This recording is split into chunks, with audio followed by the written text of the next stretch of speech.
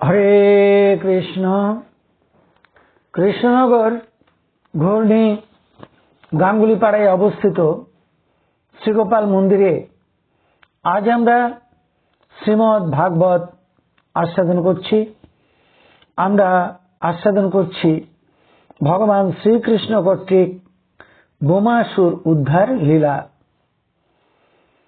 শ্রী গুরুদেবকে নমস্কার, ভগবান শ্রীকৃষ্ণকে নমস্কার, ভগবান শ্রী নারায়ণকে নমস্কার, ভগবতী দুর্গা দেবীকে নমস্কার।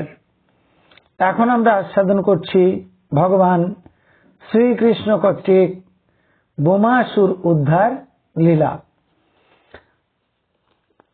এই লীলাটি কেশী দৈত্য উদ্ধারের পরবর্তী লীলা। ভগবান শ্রীকৃষ্ণকে ব্রজের গোপ গোপীগণ প্রাণাধিক ভালোবাসেন। ব্রজের রাখাল বালকগণ ভগবানের প্রতি অত্যধিক প্রীতি পরায়ণ। তারা কৃষ্ণ বইয়ার আন জানে না। তারা সকালবেলায় ঘুম থেকে উঠে ভাই কানাইকে সঙ্গে নিয়ে গোচারণে যায়, আর সারাটি দিন ভাই কানাইয়ের সঙ্গে বনে বনে গোবৎস চারণ করে। সারাটি দিন তারা যে কত না খেলা খেলে তার ঠিক নেই। নিত্য নতুন খেলায় মগ্ন থাকে তারা। সন্ধ্যাবেলায় ভাই কানাইকে আর দাদা বলরামকে সঙ্গে নিয়ে ফিরে আসে তারা নন্দগ্রামে, আর মায়ের কোলে শুয়ে শুয়ে ভাই কানাইয়ের লীলা কথা শোনায়। এমনি করে আনন্দে দিন কাটছে তাদের। একদিন মা যশোদা তার আদরের নীলমণিকে এবং দাদা বলরামকে গোষ্ঠে যাবার জন্য সাজিয়ে দিয়েছেন। তাদের দাদর সঙ্গে তিলক কেটে দিয়েছেন, গলায় বনফুলের মালা পরিয়ে দিয়েছেন, চরণে নূপুর পরিয়ে দিয়েছেন, মাথায় চূড়া পরিয়ে দিয়েছেন, আর দুপুরে খাবার জন্য ক্ষীর, সর, নবনীত অন্ন ব্যঞ্জন দিয়ে দিয়েছেন। কৃষ্ণ বলরাম দুই ভাই সখাদের নিয়ে গোচারণে গিয়েছেন। আগে আগে ধেনু বৎসগণ চলছে, তাদের খুর থেকে ধুলি উত্থিত হচ্ছে। কৃষ্ণ বলরাম সখাদের অঙ্গ ধুলায় ধূসরিত হচ্ছে। দুই ভাই বাঁশি বাজাতে বাজাতে গোচারণে গেলেন। পর্বতের পাদদেশে বহু তৃণক্ষেত্র, সবুজ তৃণক্ষেত্র, গুল্মলতা, সবুজ বৃক্ষ, তার মাঝে ধেনুবৎসগুলিকে ছেড়ে দিয়েছে তারা। বাছুরগুলি ঘাস খাচ্ছে, এদিকে ওদিকে চড়ে বেড়াচ্ছে। বৃক্ষে বৃক্ষে শুক পাখি ডাকছে, কোকিল ডাকছে, হরিণ হরিণী ঘুরে বেড়াচ্ছে, ময়ূর ময়ূরী নৃত্য করছে। বৃক্ষে বৃক্ষে কত না ফুল ফুটেছে, ভ্রমর গুনগুন করছে। আর সখারা খেলায় মত্ত হয়েছে ভাই কানাইকে নিয়ে। তারা গাছের ডালে ডালে দোল খাচ্ছে, দৌড়াদৌড়ি করছে। ভাই কানাই বলল, সখাগণ শোন শোন, আজ আমরা একটি মজার খেলা খেলবো। সখারা বলল, বল ভাই কানাই, কি খেলা খেলবো আমরা? ভাই কানাই বলল, শ্রীদাম সুদাম দাম বসুদাম, সব সখারা শোন, আজ আমরা চোর পুলিশ খেলবো। একদল সখা ভেড়া সাজবে, একদল সখা ভেড়া পালক সাজবে, একদল সখা চোর সাজবে, একদল সখা পুলিশ সাজবে, আর আমি বিচারক সেজে গাছের তলায় বসে থাকবো। পুলিশ যদি চোর ধরতে পারে তাহলে আমার কাছে নিয়ে আসবে, আমি বিচার করব, সখারা সকলে খুব খুশি হলো। তারা করতালি দিয়ে আনন্দে হাসতে লাগলো। সঙ্গে সঙ্গে একদল সখা ভেড়া সেজে 4 হাত পায়ে হাঁটতে লাগলো, আর ঘাস খাওয়ার ভান করতে লাগলো, আর ভেড়ার মতো ম্যাঁ ম্যাঁ করে ডাকতে লাগলো। একদল সখা লাঠি হাতে তাদের তাড়ন করতে লাগলো, আর কয়েকজন সখা চোর সেজে লুকিয়ে থাকলো ভেড়া চুরি করবার সুযোগে।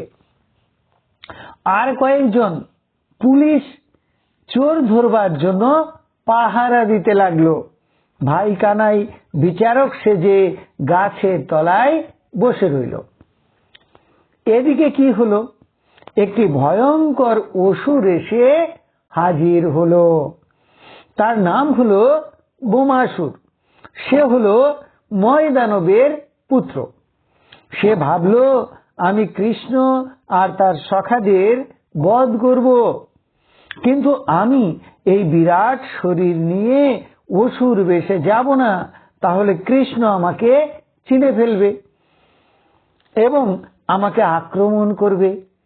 তাই সে একটি গোপ বালকের রূপ ধারণ করে সখাদের দলে মিশে গেল। সে চোর সাজলো। সে ভাবলো আগে সখাদের মারবো, তারপর কৃষ্ণকে মারবো। খেলতে খেলতে চোর বেশে সে একজন ভেড়া রূপধারী সখাকে চুরি করতে লাগলো, আর তাদের মুহূর্তের মধ্যে দূরে এক পাহাড়ের গুহায় লুকিয়ে রাখতে লাগলো।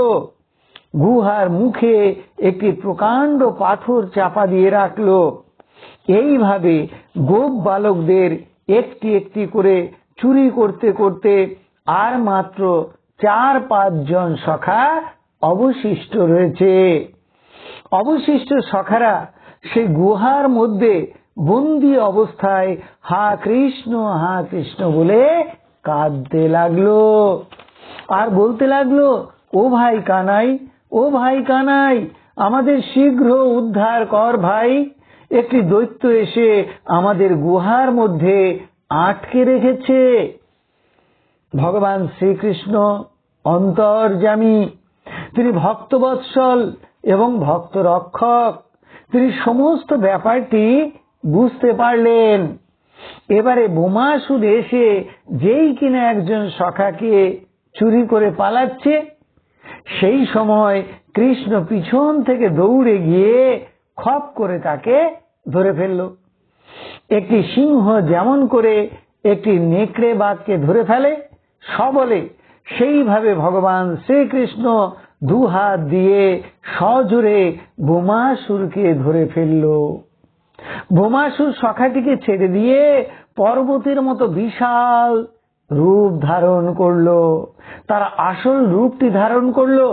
সে নিজেকে কৃষ্ণের হাত থেকে ছাড়াতে বহু চেষ্টা করলো, কিন্তু ভগবান শ্রীকৃষ্ণ তাকে এত জোরে সাপটে ধরেছে যে শত চেষ্টা করেও বোমাসুর নিজেকে মুক্ত করতে পারল না। ভগবান শ্রীকৃষ্ণ তাকে ভূমিতে ফেলে দিল, তার বুকের উপরে চেপে বসলো, আর তাকে মুষ্টিবদ্ধ 2টি হাত দিয়ে মস্তকে, গলদেশে, বক্ষে পশুর মতো আঘাত করে বধ করল। ভগবান শ্রীকৃষ্ণ মুষ্টিবদ্ধ হাত দিয়ে মানুষ যেমন পশুকে বধ করে, সেইভাবে আঘাত করতে করতে পশু স্বরূপ বোমাসুরকে বধ করল। দেবতারা আকাশে অবস্থান করে এই লীলা দর্শন করছিলেন। তারা অত্যন্ত আনন্দিত হলেন। ভগবানের মস্তকের উপরে তারা পুষ্প বৃষ্টি করতে লাগলেন এবং তার জয়গান গাইতে লাগলেন।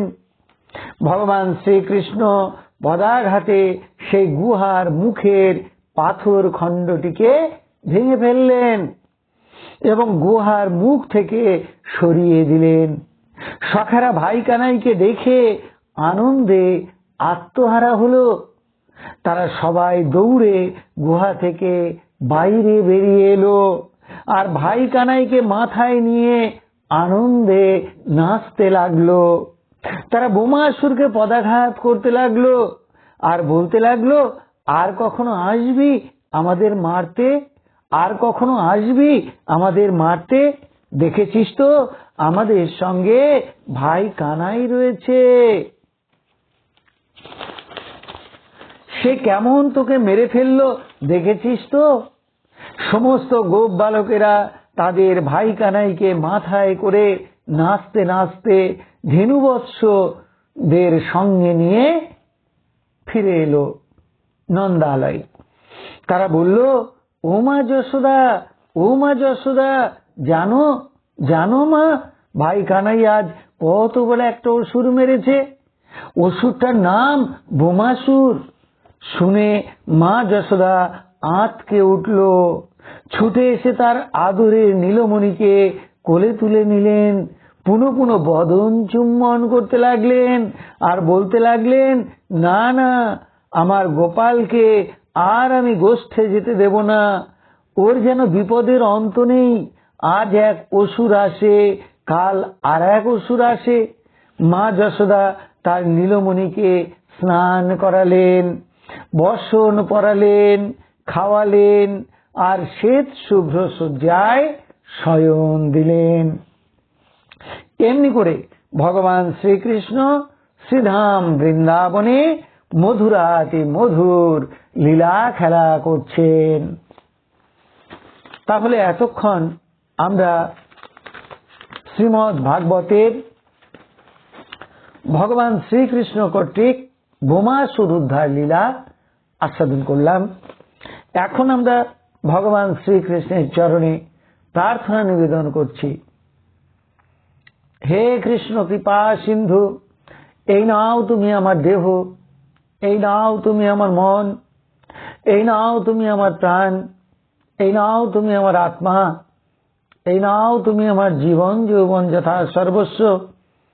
হে কৃষ্ণ কৃপা সিন্ধু, এই দেহ মন প্রাণ আত্মার মধ্য দিয়ে তোমার ইচ্ছায় তুমি পূর্ণ করো। হে কৃষ্ণ কৃপা সিন্ধু, সারাদিন রাতের সকল কর্ম তোমার কর্ম, সমস্ত কর্মের ফল তোমার, আমি উপলক্ষ মাত্র।